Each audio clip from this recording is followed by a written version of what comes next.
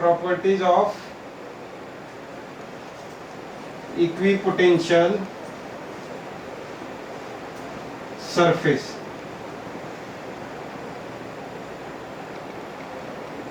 सबको दिख रहा है ना ये?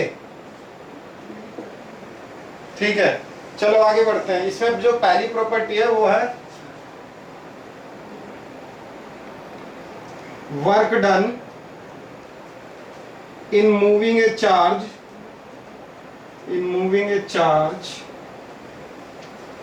over equipotential surface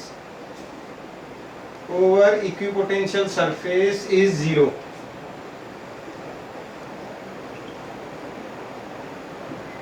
ठीक, तो इक्विपोटेंशियल सरफेस में अगर मैं मूव कर रहा हूं ए पॉइंट से बी पॉइंट तक, तो ऐसा करने में वर्क डन क्या होता है? 0 होता है। ये प्रूव करना है मुझे। ठीक है, तो जरा ध्यान से देखो, वर्क डन का अभी तक जो मैंने फॉर्मूला कराया था इलेक्ट्रोस्टैट्स में, वर्क डन नाम की चीज कैसे डिफाइन करी जाती है, तो इसका मैंने एक फॉर्मूला लिखवाया था। वो फॉर्मूला किससे आता था? पोटेंशियल डिफरेंस के फॉर्मूले से। सो पोटेंशियल डिफरेंस मैंने लिखवाया था। क्या होता है पोटेंशियल डिफरेंस? होता है कितना वर्क डन करा है, किसके ऊपर? टेस्ट चार्ज के ऊपर। ठीक है, तो वर्क डन का फॉर्मूला बताओ क्या हो गया? Potential difference between 2 point into test charge, मतलब ये वो वाला चार्ज है जिसको मूव कराते हैं। ठीक है, अब जरा यहाँ ध्यान से देखो, मान लो मेरे पास एक इक्विपोटेंशियल सरफेस है, ये मान लो कोई भी एक इक्विपोटेंशियल सरफेस है। ठीक है, ये ए है और ये बी पॉइंट है। ठीक, क्योंकि ये सरफेस इक्विपोटेंशियल सरफेस है, तो यहां पर हर जगह पोटेंशियल क्या होगी? सेम होगी। तो बताओ ए पे पोटेंशियल कितनी है? V। तो बी पे भी पोटेंशियल कितनी होगी? V, क्योंकि इस पूरी सरफेस पे सेम पोटेंशियल होगा, तभी तो ये इक्विपोटेंशियल सरफेस होगी। अब अगर मैं पूछूं कि VA की पोटेंशियल V है और VB की भी पोटेंशियल अगर V है, तो यहां पर जब मैं आऊंगा तो बताओ, मैंने चार्ज को यहां से यहां मूव कराया, ऐसे एक चार्ज को मूव कराया A से B तक।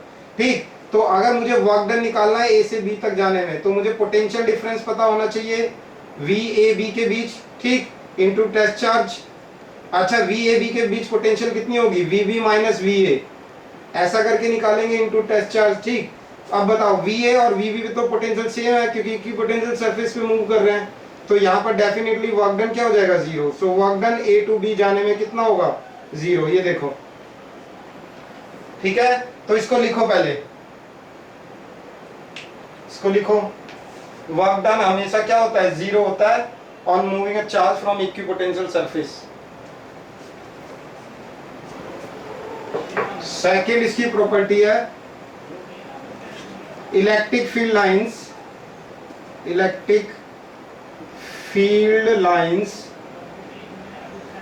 Are perpendicular to electric field lines are perpendicular to equipotential surface।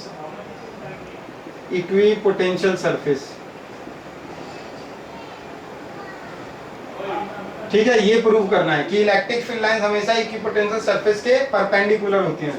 तो मान लो ये मेरी कोई भी एक इक्विपोटेंशियल सरफेस है, ऐसे करके। ठीक है, ये एक इक्विपोटेंशियल सरफेस है। मैं कह रहा हूं इस इक्विपोटेंशियल सरफेस के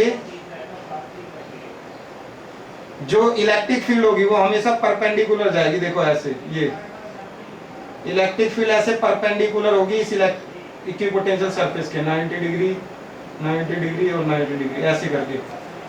ठीक है, तो ये प्रूव करना है। तो देखो, अभी मैंने एक फॉर्मूला ड्राइव कराया था, E equal to minus del V by del R से एक फॉर्मूला ड्राइव करा था हमने, क्या कि पोटेंशियल डिफरेंस को हम लिख सकते हैं E डॉट डेल आर। ठीक, माइनस का, देखो ये इधर चला जाएगा। ठीक, क्योंकि डॉट क्यों आया? क्योंकि पोटेंशियल एक स्केलर क्वांटिटी है। अब अगर पोटेंशियल डिफरेंस निकालना है किसी भी दो चीज के बीच, तो क्या करो, इसको इंटीग्रेट कर दो। ठीक, ये ऐसे हो जाएगा, इंटीग्रेट कर दो तो ये हो जाएगा डेल वी, ये हो जाएगा minus E dot del R. ठीक है, A से B जा रहे हैं तो A से B जाने में, देखो A से B जाने में कितना पोटेंशियल डिफरेंस आएगा। इसको अगर आगे बढ़ाऊं तो मैं इसका फॉर्मूला ये लिख सकता हूं, पोटेंशियल डिफरेंस का फॉर्मूला होता है, ठीक, क्या होता है? Minus E dot del R, ऐसे करके। ये पोटेंशियल डिफरेंस का फॉर्मूला होता है। तो अगर किसी भी सरफेस पे पोटेंशियल डिफरेंस निकालने हैं तो ये फॉर्मूला लिखना पड़ेगा। अब जरा ध्यान से देखो, मैं ये कह रहा हूं कि अगर मेरे पास एक इक्विपोटेंशियल सरफेस है इस तरीके से, ठीक, और इलेक्ट्रिक फील्ड लाइंस, अच्छा मैं ए से बी तक जा रहा हूँ इस डायरेक्शन में, ए से बी तक जा रहा हूँ ऐसे, ठीक। तो ये हो गया मेरा डेल आर कॉम्पोनेंट, और इलेक्ट्रिक फील्ड कैसे जारी होगी, ऐसे जारी होगी। यही तो प्रूव करना है कि ये एंगल 90 होगा, ठीक। इलेक्ट्रिक फील्ड और इस डिस्प्लेसमेंट के बीच एंगल कितना होगा, 90। तभी तो प्रूव होगा कि इस सरफेस के बीच और ये इलेक्ट्रिक फील्ड कितना एंगल बना रही है, 90। अब जरा ध्यान से देखो, क्योंकि ये इक्विपोटेंशियल सरफेस है, इक्विपोटेंशियल, ठीक। तो दोनों पॉइंट पे पोटेंशियल क्या होगी, सेम होगी। यहाँ पर भी पोटेंशियल वी ए वी के इक्वल है, और यहाँ भी पोटेंशियल किसके इक्वल रहेगी, वी के इक्वल ही रहेगी, ठीक। तो अगर मैं पूछूं इस केस में पोटेंशियल डिफरेंस कितना आएगा, तो तुम क्या कहोगे, क्योंकि ये इक्विपोटेंशियल सरफेस है तो पोटेंशियल डिफरेंस मतलब वीबी माइनस वी ए कितना आएगा, 0 आएगा। क्यों, क्योंकि हर पॉइंट पे पोटेंशियल क्या होती है, सेम होती है। अच्छा यही देखो, यही पोटेंशियल डिफरेंस और किसके इक्वल है, minus E dot del R के, इस तरीके से, ठीक है। अच्छा अब देखो, यहां से मैं ये बता सकता हूं कि ई डॉट डेल आर क्या आ रहा है, 0 आ रहा है, नहीं आ रहा है। अब देखो ई डॉट डेल आर 0 आ रहा है, इसका मतलब क्या है, इंटीग्रेशन तो 0 नहीं होगा, ये वाला पार्ट ही 0 हो सकता है इसमें, ठीक। तो ये वाला पार्ट, ये इक्वेशन ये इंप्लाई कर रही है कि ई डॉट डेल आर का जो डॉट प्रोडक्ट होगा वो 0 होगा, क्योंकि ना तो इलेक्ट्रिक फील्ड 0 होगी और ना ही डेल आर वाला कंपोनेंट 0 होगा। अब देखो इसको क्या करें, क्या मैं ऐसे लिख सकता हूं, E del R cos theta किसके इक्वल होगा, 0 के, ठीक। इलेक्ट्रिक फील्ड 0 हो नहीं सकती, डेल आर 0 हो नहीं सकता, तो क्या 0 होगा, कॉस थीटा कितना होगा, 0। और कॉस थीटा 0 का मतलब क्या है, थीटा कितना होगा, 90 डिग्री। ये देखो मैंने प्रूव कर दिया कि इलेक्ट्रिक फील्ड लाइंस ये जो एंगल बनाती हैं किसके साथ, डेल आर के साथ, ये कितना बनाती है, 90। और डेल आर हम किसकी सरफेस पे चल रहे हैं, इक्विपोटेंशियल सरफेस पे, मतलब electric field lines are perpendicular. लिख लो ये थर्ड केस, थर्ड प्रॉपर्टी है ये, इक्विपोटेंशियल सरफेस आर क्लोजर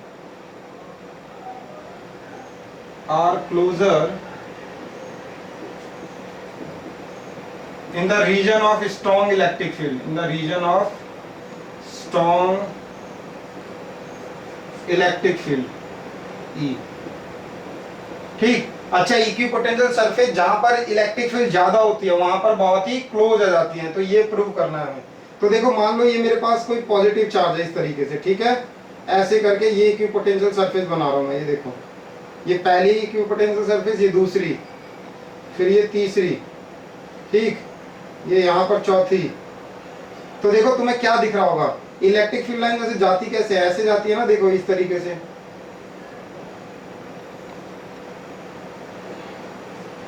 तो अगर मैं पूछूं इलेक्ट्रिक फील्ड कहां पर ज्यादा है, ए पॉइंट पे या बी पॉइंट पे, तो तुम्हारा आंसर होगा इलेक्ट्रिक फील्ड ए पे ज्यादा है। इलेक्ट्रिक फील्ड ए पे ज्यादा है किसके कंपैरिजन में, बी के कंपैरिजन में, ठीक है। ऐसा होगा या नहीं होगा, ऐसा ही होगा। अब जरा ध्यान से देखो, ये कह रहा है कि इलेक्ट्रिक फील्ड जहां पर ज्यादा होती हैं वहां पर इक्विपोटेंशियल सरफेस बहुत क्लोज आ जाती हैं, ठीक। ये देखो इसके बीच का सेपरेशन कितना कम है, और इसके बीच का सेपरेशन थोड़ा बढ़ गया क्योंकि इलेक्ट्रिक फील्ड थोड़ी कम हो गई, और इस रीजन में इलेक्ट्रिक फील्ड और कम हो गई, ठीक। तो तुमने देखा कि सेपरेशन और ज्यादा बढ़ गया है, यानी कि डेल आर की वैल्यू बढ़ती जा रही है, कब, जब इलेक्ट्रिक फील्ड क्या होती है, कम होती जा रही है। तो ये तुम्हें प्रूव करना है। तो कैसे प्रूव करेंगे, देखो एक इलेक्ट्रिक फील्ड का फॉर्मूला ड्राइव करा था, minus del V by del R, ठीक, ऐसे था ना। If equipotential surface is there, equipotential surface is there, ठीक, तो डेल वी एक कांस्टेंट क्वांटिटी हो जाएगी क्योंकि 0 ही है वो तो एक तरीके से, ठीक है। ये चीज कांस्टेंट हो गई, इसका मतलब क्या है, इसका मतलब देखो ये होगा कि इलेक्ट्रिक फील्ड इनवर्सली प्रोपोर्शनल हो गई डेल आर के, ठीक। और डेल आर क्या है, डेल आर सेपरेशन है बिटवीन टू इक्विपोटेंशियल सरफेस। तो अगर इलेक्ट्रिक फील्ड बढ़ रही है तो डेल आर की वैल्यू क्या होगी, कम होगी। तो बताओ इलेक्ट्रिक फील्ड किस रीजन में सबसे ज्यादा है, इलेक्ट्रिक फील्ड इस रीजन में सबसे ज्यादा है, तो इलेक्ट्रिक फील्ड यहाँ पर क्लोज है, ठीक। और इलेक्ट्रिक फील्ड जैसे जैसे कम होती जाएगी separation between two equipotential surface बढ़ती जाएगी, ठीक। तो ये भी एक कॉन्सेप्ट है, ये भी एक थर्ड प्रॉपर्टी है इक्विपोटेंशियल सरफेस की। अब फोर्थ प्रॉपर्टी है, फोर्थ प्रॉपर्टी देखो क्या है, टू इक्विपोटेंशियल सरफेस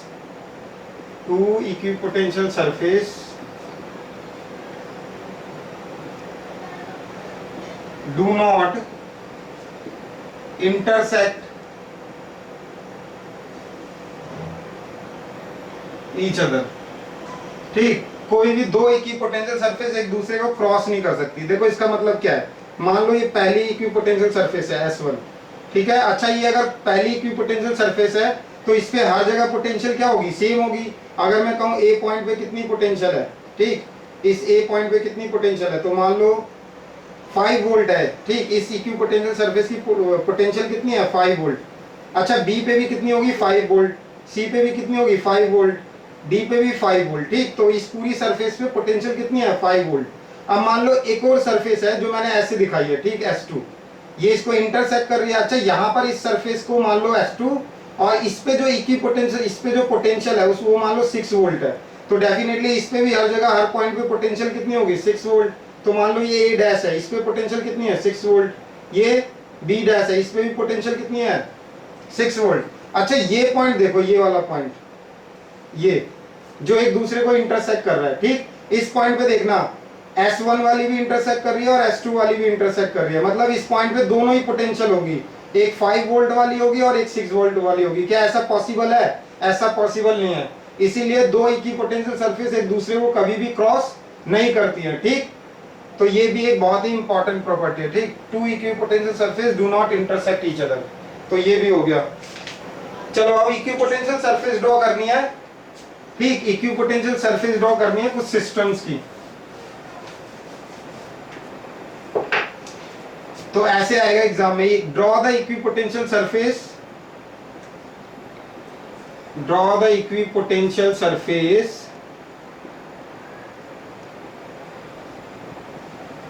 ठीक, इस सिस्टम के लिए, for the following system, for the following system.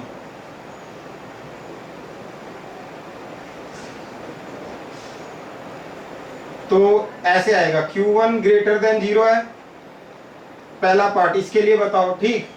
दूसरा पार्ट आएगा Q2 लेस देन 0 है, इसके लिए बताओ इक्विपोटेंशियल सरफेस क्या होगी। तीसरा पार्ट आएगा कि Q1 Q2 ग्रेटर देन 0 है, इसके लिए बताओ, ठीक। और फोर्थ पार्ट होगा Q1 Q2 लेस देन 0, इसके लिए इक्विपोटेंशियल सरफेस ड्रॉ करो। तो देखो बहुत सिंपल है, ये करना क्या है कि जैसे मान लो ये Q1 है, ठीक, Q1 पॉजिटिव चार्ज है तो ऐसे फ्लो कर रही होगी इलेक्ट्रिक फील्ड लाइंस, ऐसे करके, ये देखो,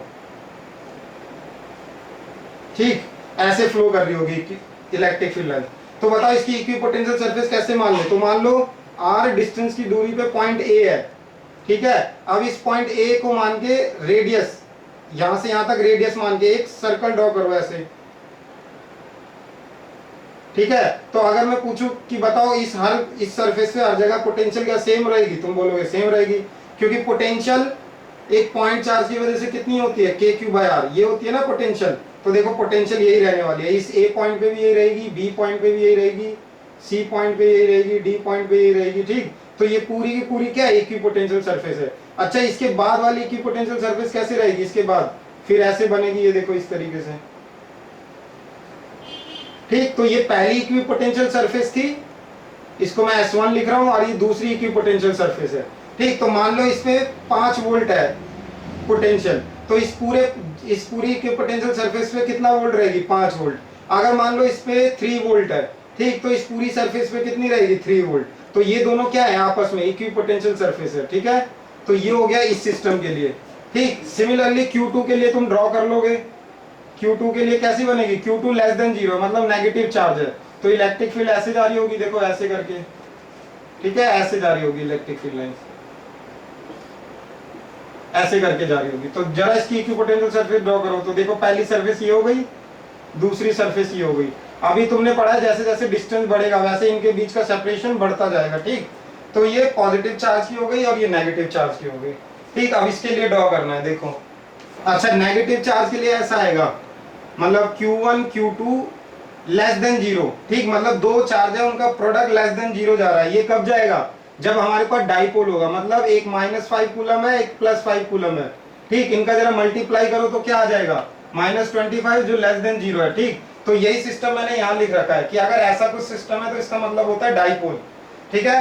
तो अगर मेरे पास एक डाइपोल है ऐसे करके, ये एक डाइपोल है, इसकी इक्विपोटेंशियल सरफेस कैसे बनेगी, तो याद रखना देखो कैसे बनेगी। पहले इसका एक मिडल पॉइंट ले लो, ये वाला, ये मिडल पॉइंट है। अभी मैंने आपको बताया था कि मिडल पॉइंट पे एक डाइपोल की वजह से पोटेंशियल क्या होगी, जीरो होगी, ठीक। तो इस पॉइंट पे पोटेंशियल जीरो होगी। क्या इस पॉइंट पे पोटेंशियल जीरो होगी? हाँ होगी, क्योंकि ये इक्वेटोरियल पॉइंट है और हमने प्रूव कर रखा है डाइपोल के इक्वेटोरियल पॉइंट पे पोटेंशियल कितनी होती है, जीरो होती है। तो क्या इस पूरी लाइन पे पोटेंशियल कोई होगी? कोई पोटेंशियल नहीं होगी। तो क्या यहाँ से इक्विपोटेंशियल सरफेस पास हो सकती है? नहीं पास हो सकती। तो इसकी इक्विपोटेंशियल सरफेस बनेगी कैसे? देखो, इसके पास इलेक्ट्रिक फील्ड ज्यादा होगी, इसके जितने भी पास वाला रीजन है इलेक्ट्रिक फील्ड ज्यादा होगी। तो पोटेंशियल कैसे बनेगी? देखो ऐसे, ऐसे,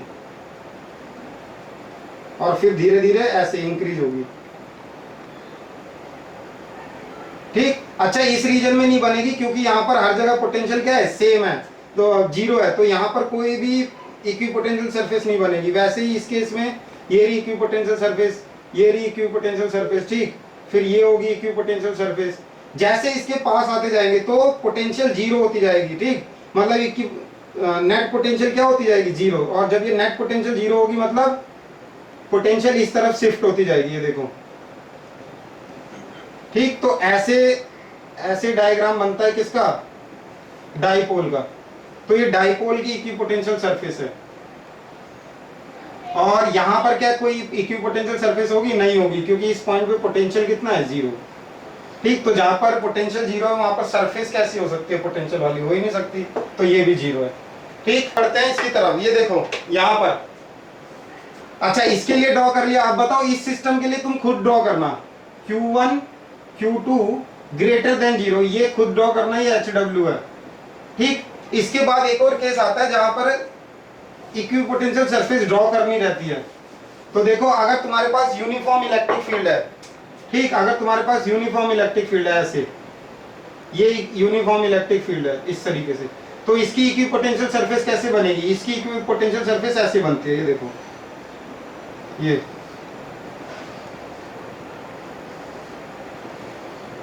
इस तरीके से, ठीक। तो ये इसकी इक्विपोटेंशियल सरफेस है। ये S1 हो गया, S2 हो गया, S3 हो गया, और ये सारी की सारी क्या है, इक्विपोटेंशियल सरफेस है। ये सारी की सारी इक्विपोटेंशियल सरफेस, ठीक है। आई होप ये चीज समझ में आ गई होगी, ठीक है। आगे बढ़ते हैं। अच्छा, आगे बढ़ने से पहले एक न्यूमेरिकल कर लेते हैं इसके ऊपर।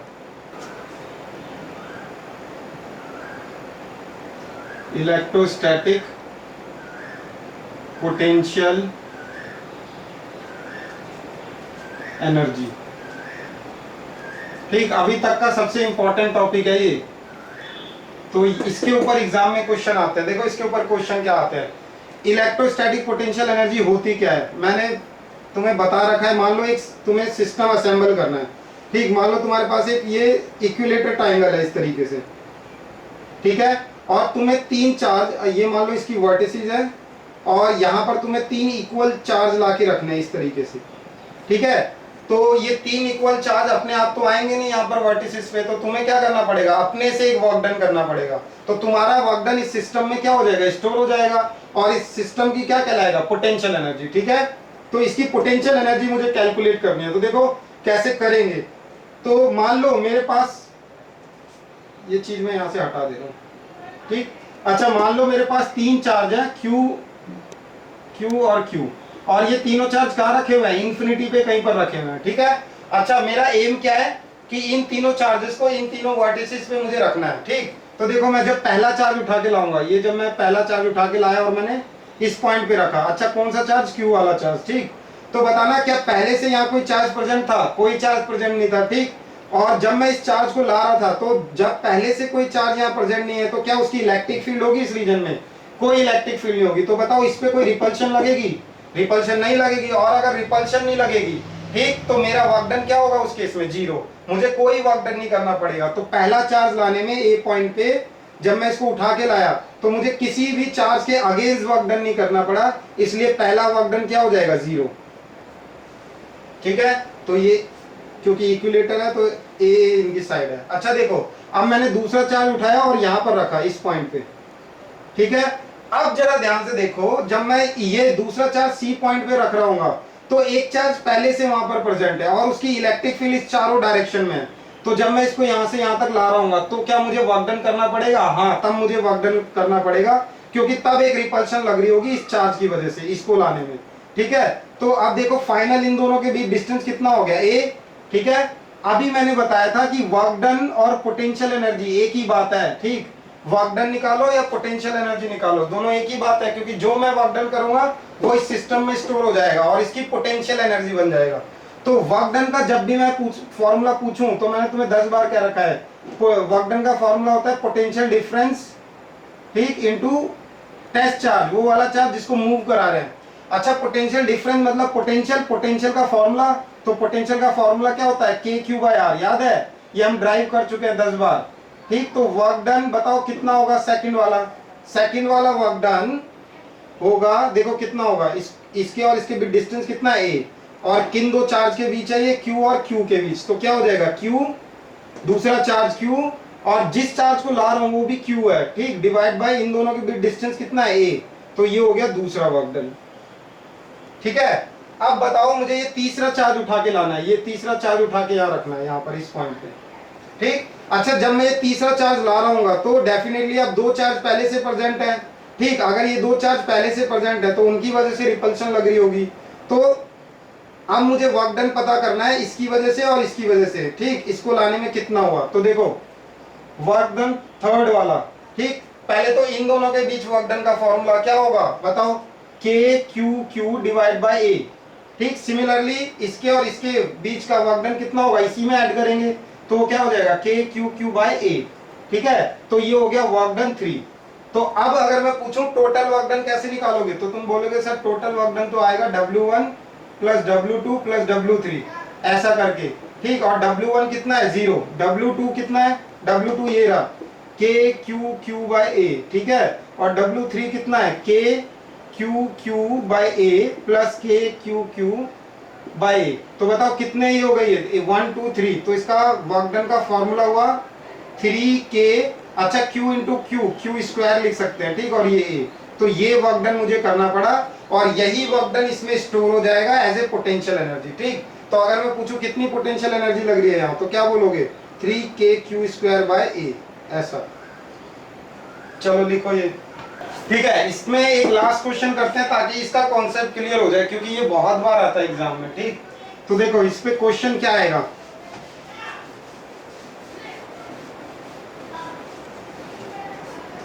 इसमें ऐसे क्वेश्चन आएगा,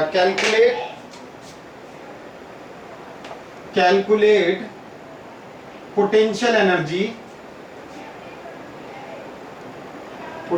energy in assembling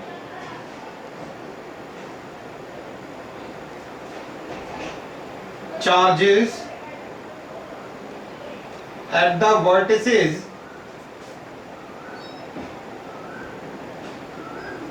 of a square। ठीक, तो क्या करना है, देखो एक स्क्वायर बनाना है तुम्हें, और वो स्क्वायर एक ऐसा स्क्वायर बनाना है ऐसा करके। ठीक, और इस स्क्वायर के चारों वर्टिसेस पे तुम्हें क्यू चार्ज लगाने हैं ऐसे करके। तो ऐसा करने में तुम्हें कुछ वर्क डन करना पड़ेगा। ठीक, तो कितना वर्क डन करना पड़ेगा, अगर वर्क डन पता लग गया तो उससे पोटेंशियल एनर्जी पता लग जाएगी। ठीक है, तो हमें देखना है कि ऐसा असेंबल करने में कितना वर्क डन लगेगा। तो ये जो साइड है वो ए है, ये भी साइड ए है, ये भी साइड ए है, और ये भी साइड ए है। ठीक, अब आगे देखो इसको कैसे करेंगे। तो मान लो तुम्हारे पास एक ये क्या है, स्क्वायर है इस तरीके से। ठीक, ए बी सी और डी ऐसा करके। ठीक, अच्छा बताओ अगर मैं यहां से इंफिनिटी से अगर सिंगल चार्ज क्यू ला रहा हूं और मैंने इस वर्टिसेस पे रखा, इस वर्टिस पे रखा, ठीक, तो बताना क्या कोई वर्क डन करना पड़ेगा, ऐसा करने में क्या कोई वर्क डन होगा, कोई वर्क डन नहीं होगा, क्योंकि मैं पहला चार्ज लाया हूं, और जब मैं इसको इंफिनिटी से ला रहा हूँ तो कोई चार्ज यहाँ पहले से प्रेजेंट नहीं है। ठीक, तो उसकी इलेक्ट्रिक फील्ड भी नहीं होगी इस रीजन में। तो जब इलेक्ट्रिक फील्ड नहीं है तो क्या होगा, मुझे कोई वर्क डन नहीं करना पड़ेगा इसको लाने में, इसको इजीली ये अपने आप आ सकता है। ठीक, तो ये क्या हो जाएगा, Q1 = 0। तो इसको लाने में जो वर्क डन हुआ वो वर्क डन कितना होगा, 0। ठीक, अच्छा जब मैं यहाँ पर बी पॉइंट पे एक चार्ज लाऊंगा, यहाँ पर रखूंगा। ठीक, अब देखो यहाँ पर पहले से एक चार्ज प्रेजेंट था, कहां पर, ए पॉइंट पे। ठीक, तो इनके और इसके बीच डिस्टेंस कितनी है, ए, तो बताओ ये जो वर्क डन होगा इन दोनों के बीच, वो वर्क डन 2 होगा, और वो कितना होगा के क्यू क्यू डिवाइड बाय ए, दोनों के बीच डिस्टेंस ए है, ठीक, और दोनों चार्ज क्यू क्यू है, ठीक है। तो मैंने W2 निकाल लिया यहाँ पर, ठीक। अब याद करो, अगर मैं W3 इस पॉइंट पे रखूंगा, W3 ऐसे ला रहा हूँ, तो मुझे दो चार्ज के अगेंस्ट अब वर्क डन करना पड़ेगा, एक इस चार्ज के अगेंस्ट वर्क डन करना पड़ेगा, एक इस चार्ज के अगेंस्ट वर्क डन करना पड़ेगा। तो देखो जब मैं ये चार्ज को यहाँ पर रख दूंगा तो इन दोनों के बीच वर्क डन कितना होगा बताओ, इन दोनों के वर्क डन बीच होगा कितना, के क्यू क्यू डिवाइड बाय ए, क्योंकि इन दोनों के बीच डिस्टेंस ए है। और किसके किसके बीच वर्क डन होगा, इसको लाने पे इसके बीच भी होगा वर्क डन। अब ये जो डिस्टेंस है ये हम निकाल सकते हैं बाय यूजिंग पाइथागोरस, ये कितना आएगा √2a, ठीक है। अब इन दोनों के बीच जो वर्क डन है वो भी इसमें ऐड हो जाएगा, तो ये हो जाएगा के Q Q divide by √2a, सही बात है, ठीक है। अब मुझे इस पॉइंट पे ये चार्ज रखना है, ठीक, डी पॉइंट पे। अच्छा, जब डी पॉइंट पे ला रहा हूँ तो पहले से 3 चार्ज प्रेजेंट है वहां पर, ठीक, तो इन तीनों के अगेंस्ट वर्क डन करना पड़ेगा। तो W4 क्या होगा, चलो पहले इसके साथ वर्क डन निकालते हैं, कितना होगा, इसके बीच कितना डिस्टेंस है a, तो ये हो जाएगा के Q Q divide by a, ठीक है। फिर इस चार्ज का इससे वर्क डन निकालना पड़ेगा, और इन दोनों के बीच भी डिस्टेंस कितना है a, तो ये प्लस के Q Q divide by a, plus इसका इसकी वजह से भी वर्क डन निकालना पड़ेगा, तो ये डिस्टेंस कितना हो जाएगा √2a, ठीक। तो बताओ वर्क डन कितना हो जाएगा, के Q Q divide by √2a, इस तरीके से, ठीक।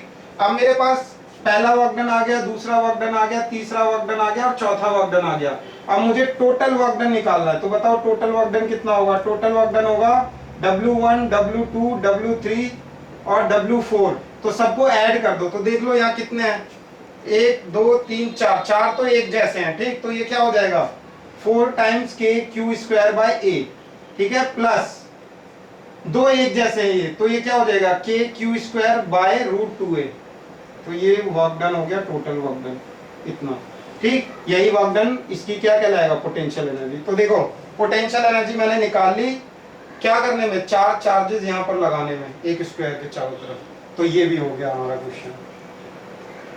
नेक्स्ट क्लास से हम पोटेंशियल तो लगभग खत्म हो गया, अब कैपेसिटेंस स्टार्ट करेंगे, ठीक है। लगभग इसके ऊपर 2-3 क्वेश्चन और करेंगे, और एक टॉपिक और है वो भी कवर कर लेंगे।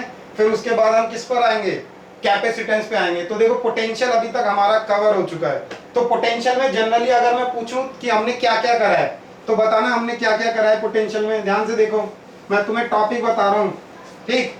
सबसे पहला तो हमने पोटेंशियल का फॉर्मूला के क्यू बाय आर होता है, ये ड्राइव करा था, ठीक, इसको ड्राइव करा था, ठीक। फिर हमने डाइपोल के केस करे थे, डाइपोल के हमने 3 केस करे थे। पहला एक्सियल पे पोटेंशियल क्या आ रही थी, K Q by R square minus A square, ठीक। दूसरा इक्वेटोरियल पे पोटेंशियल कितनी आ रही थी, 0। और फिर जो थर्ड टॉपिक करा था वो एट एनी पॉइंट करा था, याद करो, ठीक। एट एनी पॉइंट पे पोटेंशियल कितनी आ रही थी, पोटेंशियल आ रही थी के P R square minus A square cos square theta, ऐसे करके आ रही थी, ठीक है। तो ये सब हम ड्राइव कर चुके हैं।